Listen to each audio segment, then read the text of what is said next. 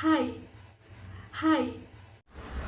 Hai, Assalamualaikum warahmatullahi wabarakatuh. Salam sejahtera bagi kita semua. Gimana nih teman-teman kabarnya? Sehat kan? Kenalkan, nama saya Diana Farani Zahira, Agribisnis UTM. Ya, saya di sini akan menjelaskan tentang materi mudharabah, yaitu salah satu disiplin ilmu dari mata kuliah Ekonomi Bisnis Syariah. Sebelum lanjut ke materi selanjutnya, jangan lupa untuk subscribe, like, komen, dan share video ini biar aku semakin semangat bikin videonya.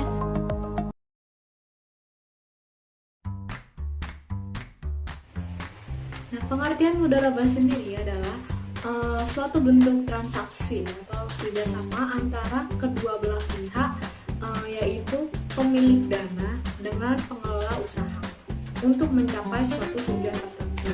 Nah, keuntungannya ini nanti akan dibagi dua sesuai dengan akad yang telah disepakati. Terdapat 5 istilah penting yang akan kalian jumpai pada bab mudharabah ini. Yang pertama, mudharib atau orang yang menerima dan mengelola dana. Yang kedua adalah sahibul mal, yaitu orang pemilik dana. Yang ketiga ada akad, yaitu perjanjian ijab kabul yang dilakukan oleh mudharib dan sahibul mal menurut syariat Islam. Yang keempat ada nisbah, yaitu perbandingan keuntungan atau bagi hasil antara mudharib dan sahibul mal. Dan yang terakhir ada sigah, yaitu ketentuan ucapan atau lafal yang diucapkan saat akad. Secara umum, dasar hukum mudharabah lebih mencerminkan pada anjuran untuk melakukan usaha. Di antaranya yaitu Al-Quran. Pada Al-Quran dijelaskan pada Quran Surat Al-Jumu'ah ayat 10 dan Quran Surat Al-Baqarah pada ayat 198, di mana kedua ayat ini menjelaskan tentang dorongan pada umat muslimin untuk melakukan upaya perjalanan usaha atau mencari karunia Allah yang tersebar di bumi. Yang kedua ada hadis, di mana hadis ini diriwayatkan oleh Ibnu Majah pada nomor 2280 di kitab At-Tijarah, di mana Rasulullah pernah bersabda, 3 hal yang di dalamnya terdapat keberkahan, yaitu jual beli secara tangguh, muqaradah atau mudharabah, dan mencampur gandum dengan tepung untuk keperluan rumah, bukan untuk dijual. Nah, berdasarkan hadis ini dapat dipahami bahwa praktek kerjasama mudharabah ini diperbolehkan dalam Islam. Nah, dasar hukum selanjutnya itu ada ijma dan qiyas. Selanjutnya ada syarat akad mudharabah. Di sini ada 5, yaitu pelaku, kedua objek mudharabah, akad, nisbah, dan yang terakhir ada pekerjaan. Yang pertama itu pelaku. Dalam akad mudharabah ini harus ada 2 pelaku, minimal harus ada 2 pelaku. Pihak pertama bertindak sebagai pemilik modal atau sahibul mal, dan yang pihak kedua bertindak sebagai pelaksana usaha atau mudharib.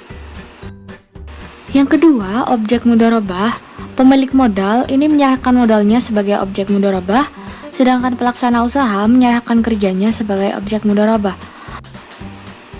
Modal di sini dapat berupa uang ataupun barang, sedangkan yang diserahkan oleh mudharib adalah kerjanya, dapat berbentuk keahlian, keterampilan, skill, manajemen skill, dan lain sebagainya.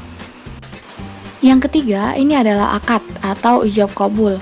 Kedua belah pihak ini harus rela bersepakat untuk mengikat diri dalam akad mudharabah. Yang keempat, ada nisbah atau keuntungan. Nisbah ini mencerminkan imbalan yang berhak diterima oleh kedua pihak yang bermudharabah. Mudharib mendapatkan imbalan atas kerjanya, sedangkan sahibul mal berhak mendapatkan imbalan atas penyertaan modalnya. Nah, yang terakhir ada pekerjaan atau usaha. Pekerjaan atau usaha ini merupakan kontribusi mudharib kepada sahibul mal dalam kontrak mudharabah. Selanjutnya ada ketentuan ucapan atau lafal atau syigat. Di sini ada 4 ketentuan. Yang pertama adalah akad mudharabah itu harus dinyatakan secara jelas, tegas, mudah dipahami dan dimengerti serta diterima oleh para pihak. Yang kedua, akad mudharabah ini boleh dilakukan secara lisan, tertulis, isyarat, ataupun perbuatan yang sesuai dengan syariat dan tidak melanggar undang-undang yang berlaku. Yang ketiga, mudharib tidak boleh melakukan mudharabah ulang kecuali mendapatkan izin dari sahibul mal. Nah, yang terakhir, mudharib ini wajib memiliki keahlian atau keterampilan dalam melakukan usaha untuk mendapatkan keuntungan. Terdapat beberapa hal yang dapat membatalkan mudharabah. Yang pertama, berakhirnya masa berlaku akad itu apabila akad itu memiliki tenggang waktu. Yang kedua, akad akan batal apabila dibatalkan oleh salah satu pihak yang berakad.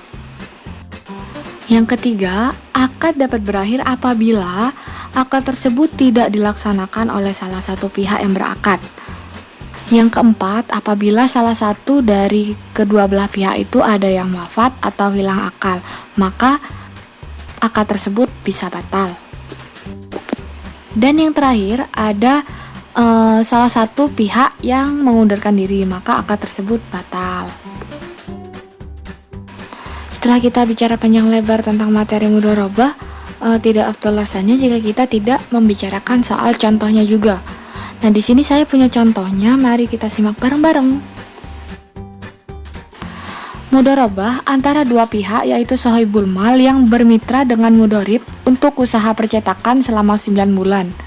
Sahibul mal memberikan uang untuk modal usaha sebesar 20 juta. Kedua belah pihak sepakat dengan nisbah bagi hasil 40/70. 40% keuntungan untuk sahibul mal dan sisanya untuk mudharib. Setelah mudharib menjalankan usaha selama 9 bulan, modal usaha telah berkembang menjadi 35 juta, sehingga diperoleh keuntungan sebesar 15 juta.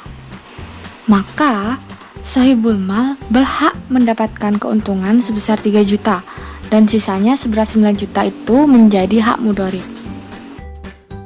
Sedangkan dalam dunia perbankan, contoh mudharabah yang lain itu ada tabungan berjangka, yaitu tabungan yang dimaksudkan untuk tujuan khusus, seperti tabungan haji, tabungan kurban, dan lain sebagainya.